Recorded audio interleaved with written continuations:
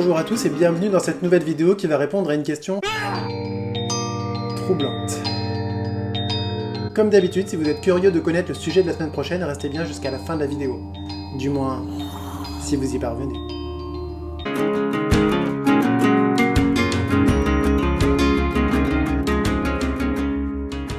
Le fantôme de l'opéra a existé.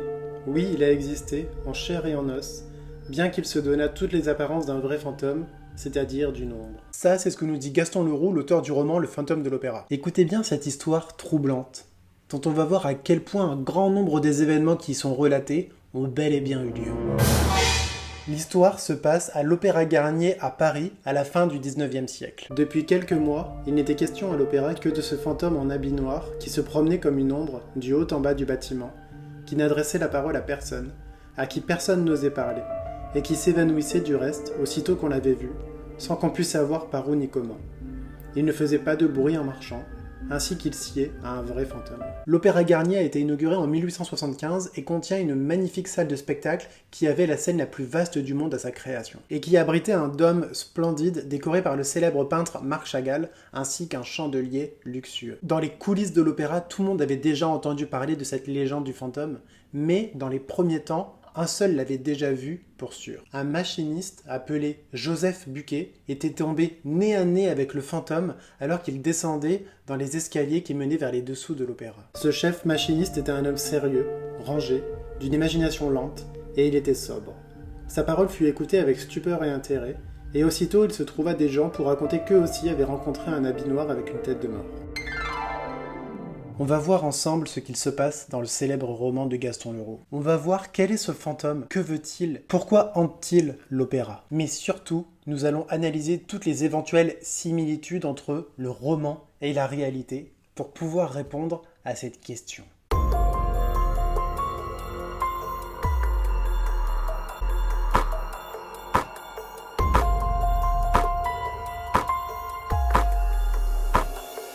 Ce qui est absolument certain, c'est que la légende du fantôme de l'opéra existait déjà bien avant que Gaston Leroux publie son roman en 1910. L'auteur s'est même inspiré de cette légende pour écrire son livre. Dans les sous-sols de l'opéra, un corps a bien été découvert et il est généralement dit qu'il s'agit d'Ernest, un jeune pianiste qui avait trouvé refuge dans les souterrains de l'opéra. Pourquoi ce jeune pianiste prodige qui travaillait à l'opéra Le Pelletier, qui était l'ancêtre de l'Opéra Garnier, avait-il choisi de vivre reclus dans les souterrains de l'Opéra Garnier qui était alors en construction? Il fut malheureusement victime en 1873 d'un incendie qui le défigura complètement lui, mais qui tua sa jeune fiancée qui était une ballerine à l'opéra et dont il était fou amoureux. Il avait tout perdu avec cet incendie, sa bien-aimée, son bonheur, son physique. Considéré comme mort par les autorités suite à l'incendie, il choisit de ne pas révéler qu'il avait survécu car il était trop malheureux de cette situation et il était trop honteux de son visage difforme. Le jeune pianiste Ernest trouva alors refuge dans les dessous de l'Opéra Garnier où certes il vivait caché de tous dans des conditions effroyables, mais il pouvait au moins satisfaire sa passion pour la musique. Voilà pour l'origine de la véritable légende du fantôme de l'opéra. Je vous propose maintenant qu'on liste les principales péripéties dans l'œuvre de Gaston Leroux et qu'on détermine ensemble si ces péripéties sont de pure fiction ou si elles sont inspirées de la réalité.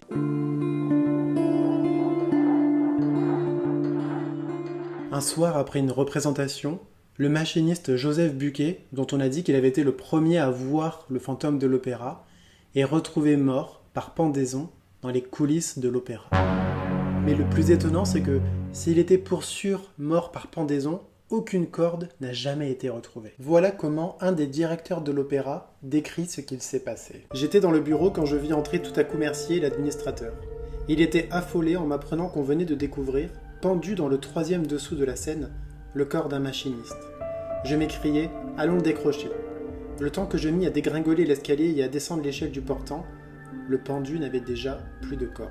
Alors, est-ce que cette péripétie s'inspire de faits réels ?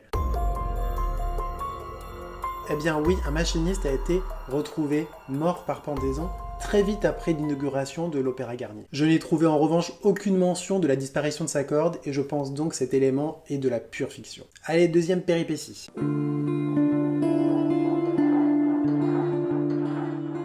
Selon la légende et le livre de Gaston Leroux, le fantôme de l'opéra vivrait reclus dans les dessous de l'opéra, où il aurait installé des systèmes très complexes de machinerie et de trappes, comme autant de pièges pour quiconque tente de révéler son existence. Et pour arriver dans sa cachette, dans sa cave, il faut même passer par un lac souterrain qui serait immense et vaste dans les dessous de l'opéra. Alors, est-ce que c'est vrai ?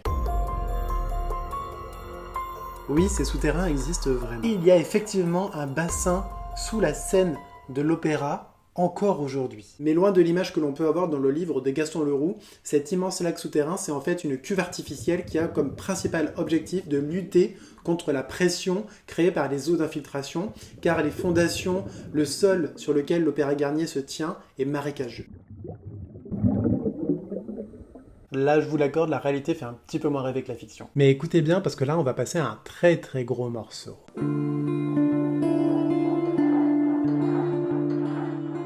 Dans les premiers chapitres de l'œuvre de Gaston Leroux, les directeurs doivent faire une confidence funeste. Ils semblaient de plus en plus agités, et il nous parut qu'ils avaient quelque chose à nous dire qui les embarrassait fort. Ils ont en réalité avoué que le fantôme de l'opéra existait bien, et qu'ils avaient même affaire à lui régulièrement. Et surtout, ils avouèrent que le fantôme de l'opéra avait très souvent des demandes très exigeantes, et si elles n'étaient pas satisfaites, de terribles événements se passaient. Cela incluait notamment une indemnité mensuelle de 20 000 francs qui devait être payée au fantôme, mais également le fantôme devait pouvoir disposer de la loge numéro 5 qui était idéalement placée et qui devait lui être réservée. La première loge numéro 5 sera mise à toutes les représentations à la disposition du fantôme de l'opéra. Alors, est-ce que c'est vrai tout ça ? Encore aujourd'hui, si vous allez à l'Opéra Garnier et que vous voulez vous installer à la loge numéro 5, vous y trouverez cet écriteau.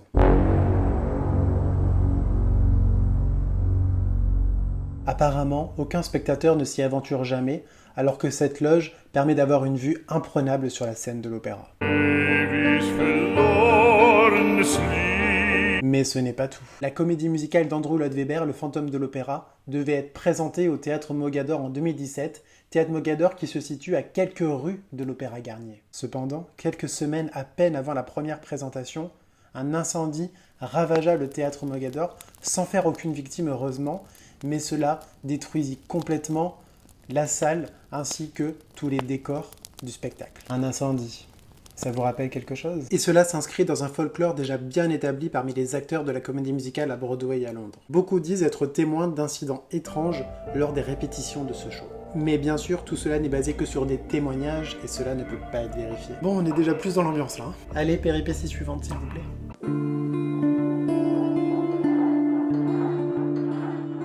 Un soir, lors d'une représentation à l'Opéra Garnier, alors que les directeurs avaient refusé de céder à une demande du fantôme, un événement effroyable et meurtrier se produisit pendant le spectacle. D'un commun mouvement, ils levèrent la tête au plafond et poussèrent un cri terrible. Le lustre, l'immense masse du lustre glissait, venait à eux. Décroché, le lustre plongeait des hauteurs de la salle et s'abîmait au milieu de l'orchestre, parmi 1000 clameurs. Ce fut une épouvante, un sauve-qui-peut général. Le lustre s'était écrasé sur la tête de la malheureuse qui était venue ce soir-là. Elle était morte sur le coup. Alors, est-ce que c'est vrai ? Le 20 mai 1896, un lustre est bien tombé et a bien tué un spectateur.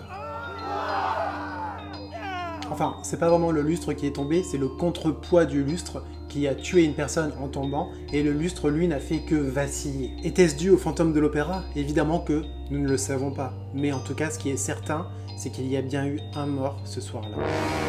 Alors, qu'en pensez-vous ? Ce fantôme de l'opéra, il existe ou pas ? Alors attention, je ne vous ai pas fait un résumé du livre de Gaston Leroux, j'ai passé plein d'éléments cruciaux, comme par exemple l'histoire d'amour entre Raoul et Christine, parce que je me suis vraiment attardé sur les faits mystérieux liés au fantôme de l'opéra. Et encore, je ne les ai pas tous évoqués. D'ailleurs, Gaston Leroux, qui était-ce ? Eh bien, c'était un auteur français, né en 1868 à Paris et mort en 1927 à Nice. Il a écrit de nombreux romans policiers fantastiques, dont par exemple Le mystère de la chambre jaune, La poupée sanglante, Le parfum de la dame en noir, et d'autres. Et vous pensez probablement que cette légende du fantôme de l'opéra, elle a été inventée de toutes pièces pour le roman de Gaston Leroux. Après tout, ce n'est pas la seule histoire fantastique qu'il a pu inventer. Mais on a vu ensemble que plusieurs faits énoncés dans le livre s'inspirent en fait de la réalité, et on a vu que la légende du fantôme de l'opéra existait bien avant la parution de son livre. Au fond, je pense personnellement que cette histoire de fantôme de l'opéra, tout ceci, ce n'est qu'une légende inventée de toutes pièces. Mais je vous laisse évidemment vous faire votre avis.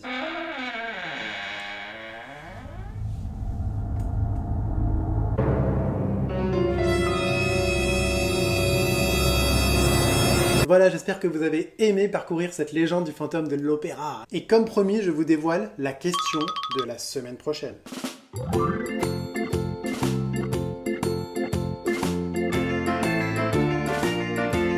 Comment être heureux ?